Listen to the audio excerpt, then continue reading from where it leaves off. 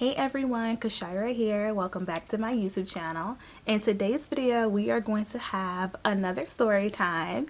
And we've done this recently where I talked about my entrepreneurial experience and lessons learned when I had my 2-year anniversary. But one question that often comes up is, how did you get into coaching and how did you know it was for you? So I want to go ahead and tell you my origin story and how I decided to pursue the career and business that I have. So if you are interested in this story, make sure you subscribe to this channel, like this video, and keep on watching.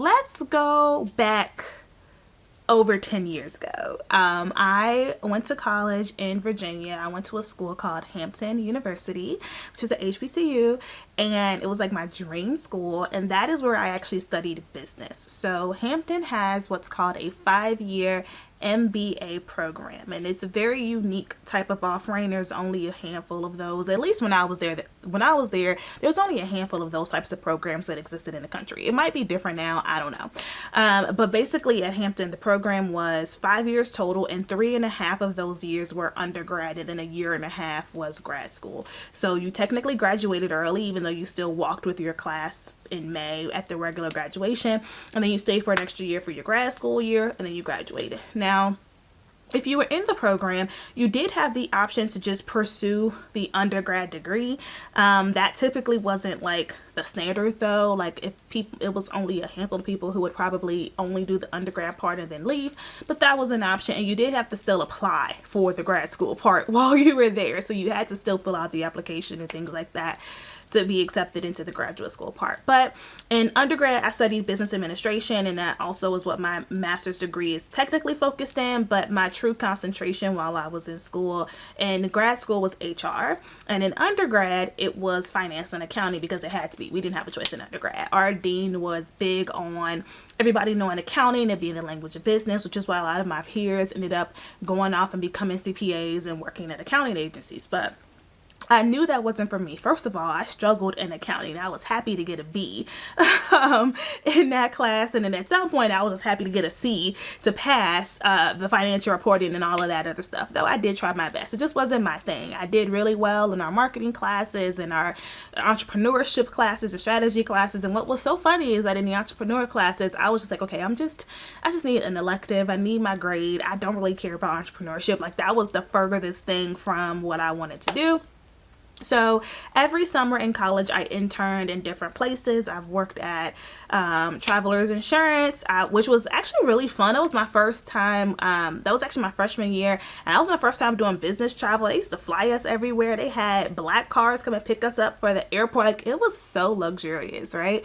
I've worked at PricewaterhouseCoopers. I've worked at Morgan Stanley in New York. Let me turn my phone off, you guys. Sorry. I've worked at Morgan Stanley. Like, I've literally been everywhere, and I was really just trying to find my footing. And it was actually when I interned at PricewaterhouseCoopers where I actually had the opportunity to work in HR. I actually interned in campus recruiting, loved it, decided to take a job at a bank, which is actually why I live in Pittsburgh. So I don't know if y'all know, I live in Pittsburgh at the time of this recording. I'm born and raised in Chicago, lived there for 18 years or 17 years until it was time to go to college. I lived in Hampton, Virginia, and then I lived in Pittsburgh. So I moved here because the bank I worked for is headquartered here, right? So I was in an HR leadership development program, which allowed me to work in like every area of HR. And so the big thing for me was when I started HR, I wasn't really sure where my focus would be. Like, some people know that they want to be recruiters or things like that. I wasn't really sure. I just know I really enjoyed working with people on development. Like, I love the idea of helping somebody develop the skills that they needed for their career and to grow and excel, which is why I felt like when I got there, my favorite unit was training and development and talent development. And the big difference was training and development was focused on, depending upon what group you were in, either creating trainings, like, which is a whole degree of study, organizational design and development, creating the trainings or figuring out what the needs are to suggest the right trainings, or you were developing trainings. You were traveling around, you were giving the trainings. In talent development, you were focused on talent strategy, right? So you were thinking about, who's our high potential talent that we have here? what kind of roles do we foresee them in? Who has executive runway, i.e. who would be great for C-suite roles down the line? And what can we do to develop them now, keep them here now, engage them? And that's everything from mentorship programs to intentional learning and development, things like that. And I just loved those worlds. So that working there is when I started my interest in entrepreneurship, though it wasn't a true interest. So at the time, I was helping a lot of my friends for free on the side with their resumes. Everyone was just like at a point where they weren't happy in their jobs. They wanted to move around. And I've always been really big on networking, especially LinkedIn and Twitter back in 2013, 2014. So I was helping my friends for free. And then other people started to come to me who I didn't know, who I wasn't friends with because of how I helped my friends. And my sorority sister was like, okay, you have to charge for this. Like, you are going to get taken advantage of, which was true.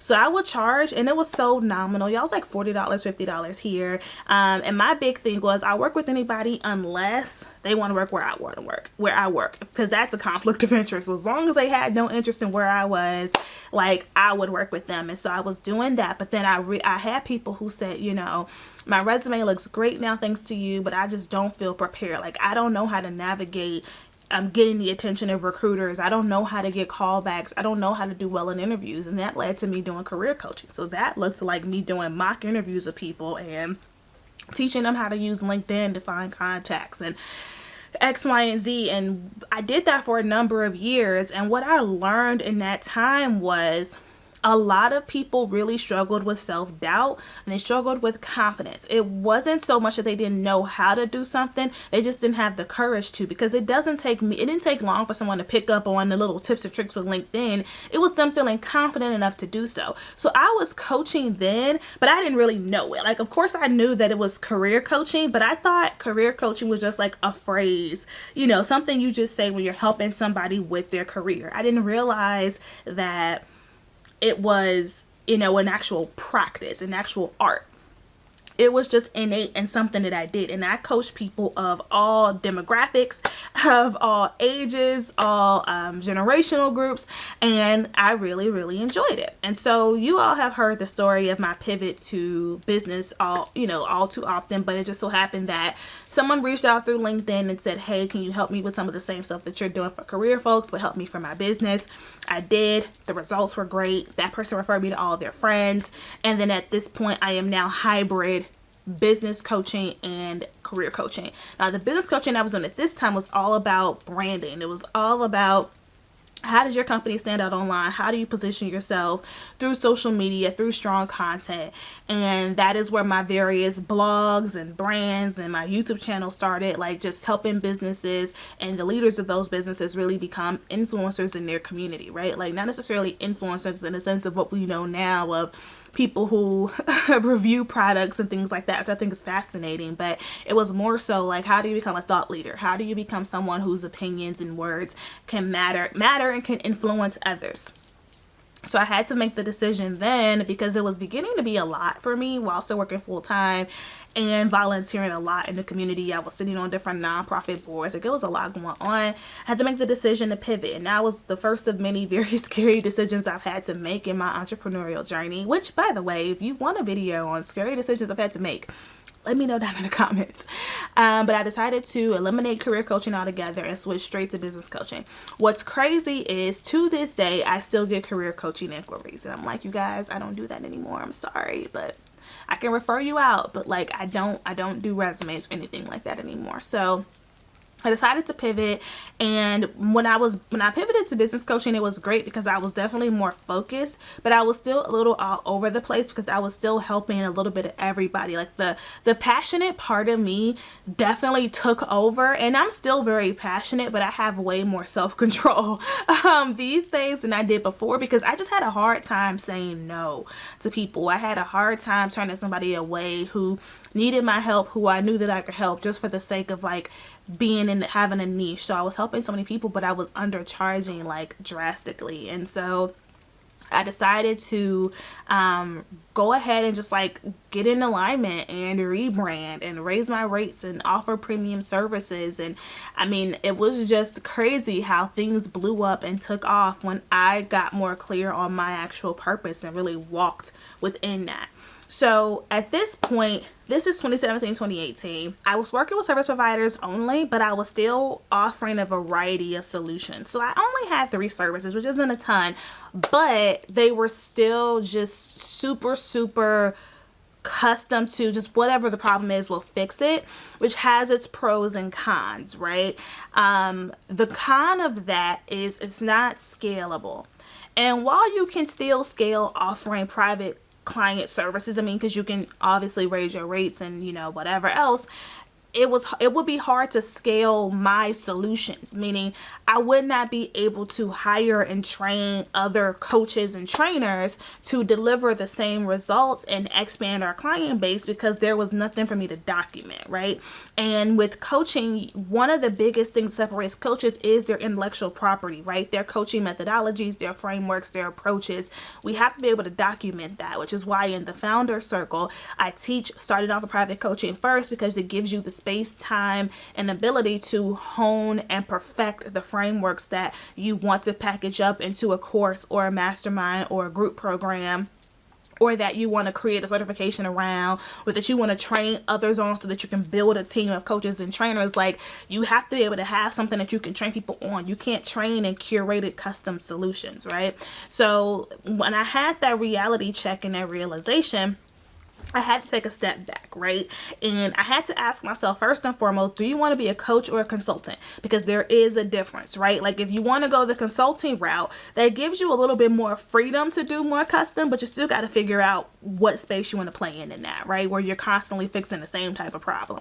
If you're going to stick with coaching, then we got to go deeper into this and we got to get really serious about it. So really just doing some soul searching, some reflection, because at this point, I didn't need to do any more research. I've worked with hundreds of clients. So I have all of these client files I can go back and look through, and I had to think about, you know, what clients did I help get the most amazing results? Who did I actually enjoy working with? What are the common trends and themes? And that's how I landed on working with coaches. So present day, I only work with coaches, whether it's a new coach, an emerging coach, a coach who's been trying this for a couple of years and they're not making any money, coaches who are ready to scale. We have different levels of offers to meet people where they are, but it's still the same person, the same problem, just at different levels. Because in my mind, as a coach, there's really 2 big levels. There's the you're getting started and you got to figure out how to brand yourself and make money consistently. And there's the I'm making good money, but I need to scale because I'm trading too many hours for dollars, right? And it's like sometimes people at this level start thinking about this level too soon. It's like, you're not there yet, right? So that's what my business model currently looks like. And so with that being said, that was freeing, but that meant I needed to now shift the business model, because now I know who I want to work with and how I want to help them. Now what?